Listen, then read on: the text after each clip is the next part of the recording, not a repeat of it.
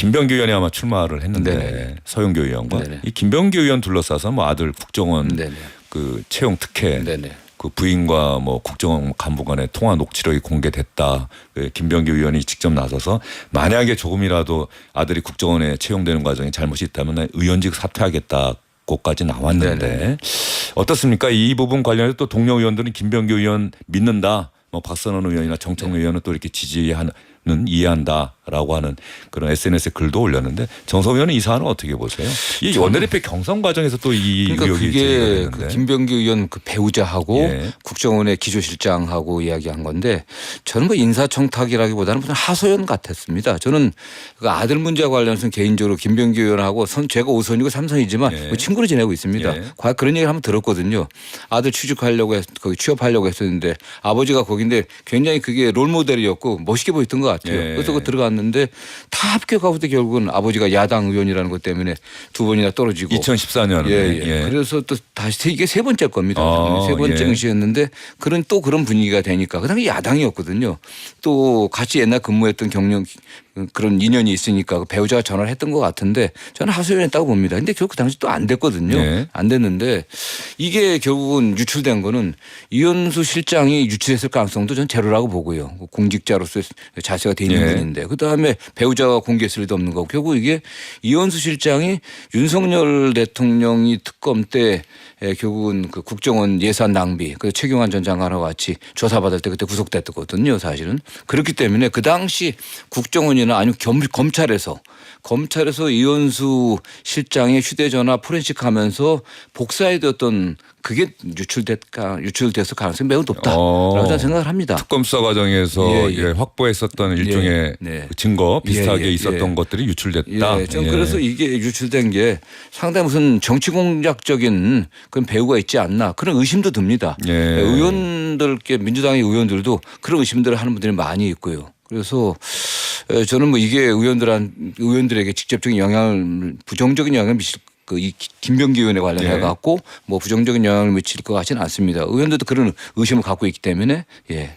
원내대표 경선의 변수가 될까요? 이 사안? 저는 뭐 변수가 될 것 같지는 않습니다. 변수가 될 것 같지는 않다. 예. 그냥 있는 그대로 그냥 의원들의 판단과 선택이 이루어질 것이다. 예, 저는 그렇게 생각합니다. 예. 네. 누가 되는 겁니까? 두 분 중에? 뭐 두 분 다 뭐 대통령하고는 워낙 두 분 다 찰떡궁합이라고 할 정도로 잘 맞는 분인데 서영교 의원은 1기 대표 때 또 최고위원이셨고 정말 뭐 이재명 대통령에도 앞장섰던 분이고 김병기 의원은 또 대표 때 지난번 그 공천 과정 그 전후에서 굉장히 고생을 많이 했죠. 당연히 수석 사무총장으로 정말 그건 대통령과 뭐 긴밀하게 소통하지 않으면 안 되는 자리 아니었습니까? 그렇기 때문에 저는 뭐 두 분 다 충분히 당과 대통령과의 관계 또는 당과 정부와의 관계에 있어서 역할을 잘할 분이라고 생각합니다. 네. 예, 알겠습니다. 13일에 선출이 되는 거죠? 네네, 예, 알겠습니다. 그 대표도 지금 현재 이제 공석이잖아요, 민주당은. 국가정보원 인사처장 출신인 김병기 민주당 의원의 부인이 지난 2016년 7월 당시 국정원 기조실장과 전화통화한 내용이 한 언론의 보도로 공개됐습니다. 김 의원은 당시 야당 의원으로 국회 정보위원이었습니다. 김 의원의 아들은 2014년 국정원 공채에선 신원조사에서 이후 두 차례 공채에선 각각 면접과 필기 전형에서 탈락했습니다. 녹취에 따르면 전화통화에서 김 의원의 부인은 아들이 부당한 신원조사로 탈락했다며 이번에도 프로세스만 필요하다고 해서 저희는 믿고 있었는데 라고 말했습니다. 부인이 애아빠가 야당 인사라서 그러는 건지라고 묻자 기조실장은 그렇지는 않다고 답했고 이어 기조실장은 경력직 추가 채용 계획을 얘기하며 김 의원 아들 이름을 언급했습니다.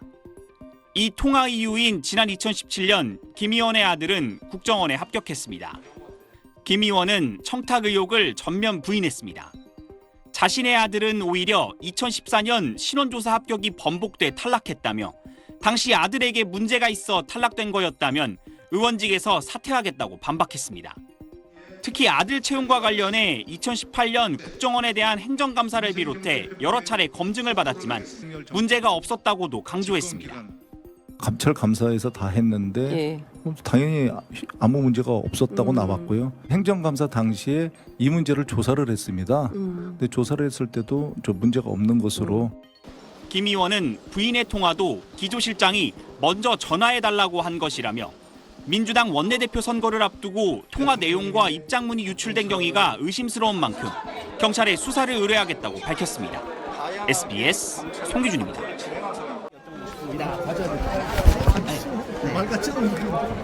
그게 이제 좀 아예 허위 사실이라는 취지이신 건가요? 좀 약간 방금 말씀 주셔서. 이거에 관련된 거 물어보면 제가 보면 얘기를 할게요. 네. 이거에 대해서는 어렵지 않은데 네. 국가정보원에서 이거 공식 기관입니다. 2018년, 2025년에 두 번 차례에 걸쳐서 그것이 문제가 없다고 공식 해명했어요. 근데 그 단순한 그게 아니고 그 이전에 국가정보원에서 수차례에 걸쳐서 제가 알기로는 서너 차례에 걸친 곳에서 다양하게 감찰과 감사를 진행하서는 그러면 그건 내부에서 그렇고 그리고 제가 또 다시 말씀드렸지만은 이 감사원에서 정식 감사를 했습니다. 감사원에서 감사한 결과 문제가 없다고 문제가 없는 것으로 이렇게 밝혀졌습니다. 그럼 일단 그 두 개 무엇을 보도를 하려면 두 기관은 지금 공식적으로 얘기를 한 거잖아요. 그럼 두 기관에 먼저 확인을 해봐야죠. 그리고 그 내용이 되기 전에 그 내용 이전에 이것이 그러면 왜 일어났는가에 대해서부터 처음부터 시작해야 되는 거 아닌가요?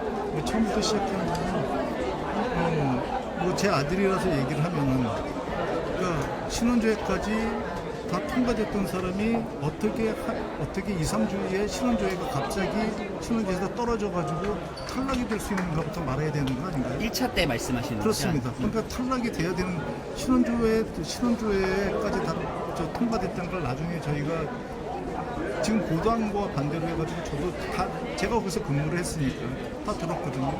그러면 그거에 대해서 먼저 밝혀야 되는 거는 그 내용이 베이스가 됐을 때 많은 내용들이 앞으로 나옵니다. 지금 이현수 기조실장에서부터 해서 많은 걸 안 밝혔죠. 많은 걸 안 밝힌 거는 간단합니다. 거기에 관여됐던 사람들이 제 후배입니다. 우리 아들이 거기서 근무하게 되면은 걔네들이 우리 아들의 선배가 됩니다. 그럼 어떻게 되겠습니까? 범죄자를 처벌합니까? 범죄자로? 그래가지고 그 문제를 갖다가 거기서 그냥 끝낸 겁니다. 그런데 때만 되면 나옵니다. 그럼 뭘 의미하겠습니까? 누군가가 흘린다고 한다면 말씀자 한 가지를 물어보겠습니다. 그 자료를 포렌식한 거는 보나마나 기조실장의 아마 공식 업무폰일 겁니다. 공식 업무폰을 사용해요. 그 공식 업무폰을 포렌식한 사람이 그 자료를 유출했다는 것밖에 더 되겠습니까? 그러면 그 포렌식에 있던 자료들을 갖다가 한번 다 내보시라고 하십시오. 제가 말씀을 드리는데 제가 원내대표가 되든 안 되든 당락과 관계없이 이 문제는 수사를 의뢰할 겁니다. 왜냐하면 국가정보원이라는 협의에서 이게 수사를 의뢰해도 공소시효가 지났을 수 있어요. 그런데 이거는 진실을 밝히겠습니다. 왜냐하면 그동안은 그 후배들이 다칠까 봐 그리고 여러 가지 이유로 사실은 그거를 주도했던 사람들은 다 퇴직했어요. 그런데 지금 남아있는 직원들은 하급 직원들입니다. 그 직원들이 사실은 그 직원들만 다친다면 저는 그건 원하지도 않고 문제 해결 방식도 아니라고 생각을 합니다. 그러면 그렇게 됐을 때 이 문제를 어떻게 해결할 건가 이런 것들이 판단이 안 섰기 때문에 그렇게 했는데 사실 그것이 제가 보면 잘못되지 않았나. 몇 년 전에 그것이 나왔을 때 그런 걸 고려하지 않고 이 문제를 해결했어야 되지 않았나. 사실 해결하고자 했습니다만 사실 여러 가지 제약 때문에 하지 못했던 것도 사실이거든요.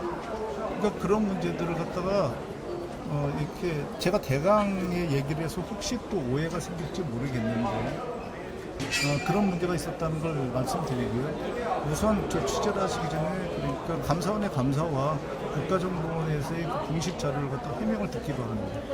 이 정도면 충분히 된 거죠? 통화 녹취는 사실이지만 청탁은 아니라는 말씀이세요? 그게 어떻게 청탁이 되고 그런 식으로 질문을 합니까? 그러니까 왜 어떻게 기자님들이 제가 제일 분노하는 건 이겁니다.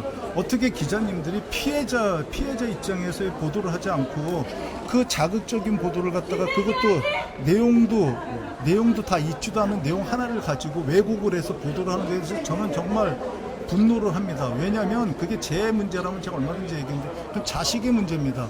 이 문제에 대해서 그렇게 부도하는 것을 제가 정말 분노합니다. 왜냐하면 이 문제는 지금 처음 불거진 게 아니에요. 2017년서부터 이 문제는 계속 나왔습니다. 기자님들 대부분 조금만 자료를 찾아보면 다 나와 있습니다. 그러면 여러분들이 그렇게 취재를 했을 때 제 아들은 국가정보원의 비밀요원이었습니다. 어떤 스카이 뭐 어떤 그런 신문에서 보도해서 그런 블랙 요원이 되지도 못합니다. 그런 거에 대해서는 어떻게 생각을 하시고 하는지 제발 생각 좀 하시고 그리고 자료들 다 찾아보시고 공식 기관에서 확인해 보시고 저한테 질의해 주시기 바랍니다. 아내분 이상입니다. 하지 마세요. 하지 마시라고.